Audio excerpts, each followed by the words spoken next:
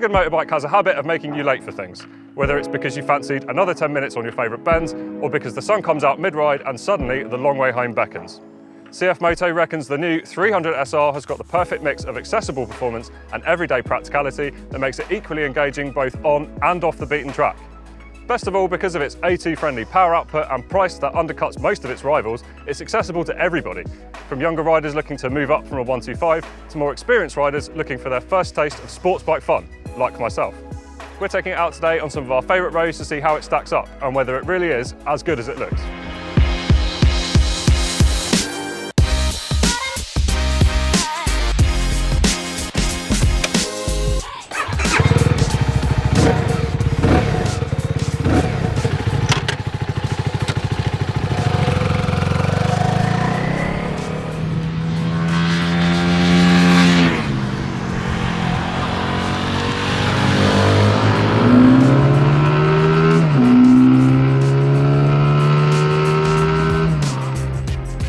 The 300 SR is powered by a 292cc motor, which is good for 29 brake horsepower and 18 foot-pounds of torque.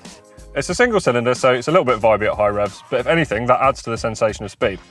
It feels quite a bit faster than you think, even if you look down and it's only reading 55 miles per hour. At tickover, there's the characteristic one-pot thud, but it pulls smoothly up to 10,000 RPM. It sounds bassy and purposeful at low revs, and then growly and high-pitched above 6,000 RPM, which makes it quite rewarding to rev out to the red line. It's just a shame there's no exhaust drama like a crackle or a pop when it's hot.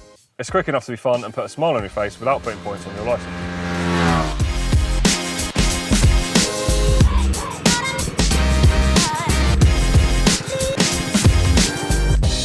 So, the line cheaper than its rivals can sometimes, to me, make me wonder where exactly the money's been saved. And it's not actually immediately obvious. In terms of the kit and kind of the quality and finish of this bike, it's all pretty good. There's a really bright LED daytime running light that looks really cool when it's on. The headlight, the tail light, the brake light, and the indicators are all LED. Where you can see bits of kind of exposed trellis frame down there, it's got a nice white pearlescent finish to it.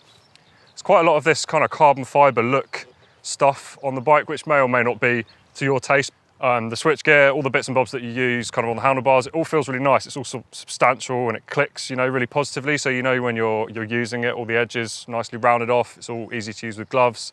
Doesn't feel like it's made of cheap plastic or that it's too flimsy. The dash itself, as is quite common these days, is an LCD. It's full colour. There are two different modes. There's an eco mode and then a slightly sportier looking central tacho for the sport mode. Moving backwards on the bike, obviously it's quite a sporty look, but the seating position is pretty comfortable. The bars are a lot higher than you might expect.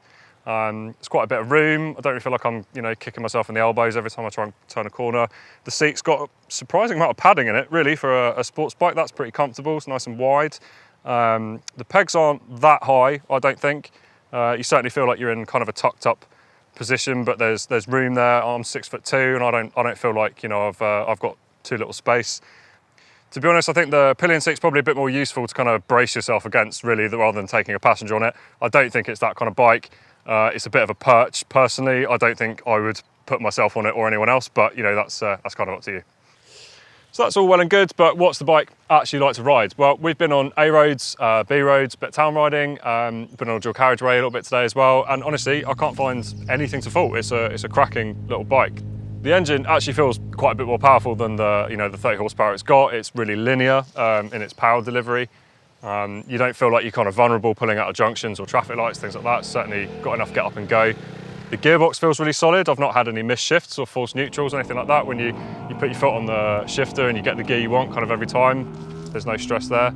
Handling wise, it's great fun. It's really fun to ride. I guess, it's not a heavy bike, 165 kilograms, so there's an element of agility that kind of comes with that lightweight. Also benefits the suspension as well, because there's not a lot of work for it to do. It feels nicely damped. It doesn't get thrown off mid-corner by a bump or anything like that. It doesn't squat too bad or dive under the brakes. There's plenty of power from that single disc. There's certainly enough bite and progression in the brake lever. It makes a good noise. I think you need to get it over sort of 5,000–6,000 RPM, I think, before it really opens up. The tyres, they're CST. I don't really know what I was expecting from them, but they're fine. They're confidence, inspiring amount of grip. You can lean it over and not worry too much about it. It certainly comes back up quite nicely as well. I think if I had to complain, I'd probably say I wouldn't mind a bit more feedback, but that could be a combination of things from the tyres, suspension. I mean, considering their tour price, I think they suit the bike really well.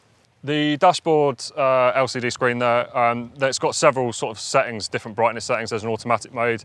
I've got it set pretty much to its brightest setting. It's certainly easy to read. The fact it's full colour, there's good contrast. The numbers are nice and big.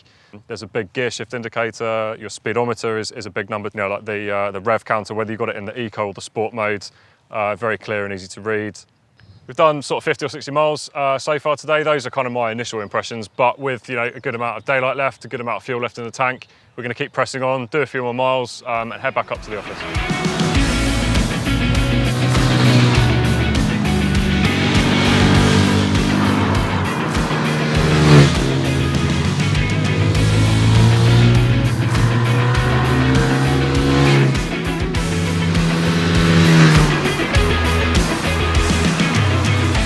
Cast your mind back to when you first rode a 125. Obviously we're all keen to move on to bigger stuff with more power, but there's something engaging about the way a small, agile bike handles.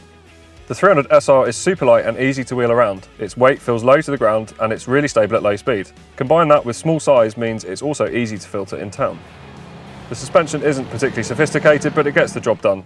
It also doesn't get blown around on faster roads like you would expect from a smaller bike. Altogether, it's a really satisfying combination if you're young or new to riding because the limits are so much lower.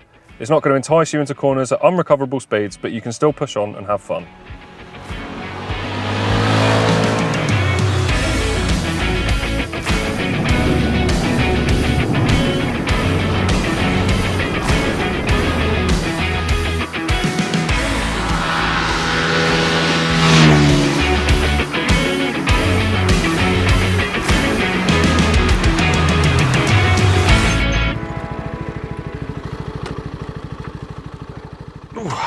Right, so we are finally back at the office just in time. As you can see, we're rapidly losing the daylight and I nearly ran out of fuel. I was on fumes for a little bit there, had to pull in for a bit of an emergency stop because we were basically having too much fun.